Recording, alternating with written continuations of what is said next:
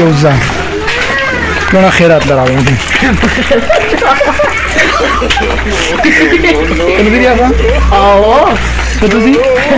خيرات لراوندي يوزر برابر شرب بدي مشكلة هيا دا أقول منطول لوني خيرات له बस खैरात के लिए हम जा रहा है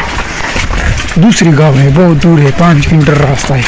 अल्हम्दुलिल्लाह हमने आसानी से तय कर लिया है ये तो बहुत ज़्यादा काटा है और मैं तो थोड़ा गुजारा कर रहा हूँ ये बहुत ज़्यादा काटा है सालिम जाबिर पेट है इसका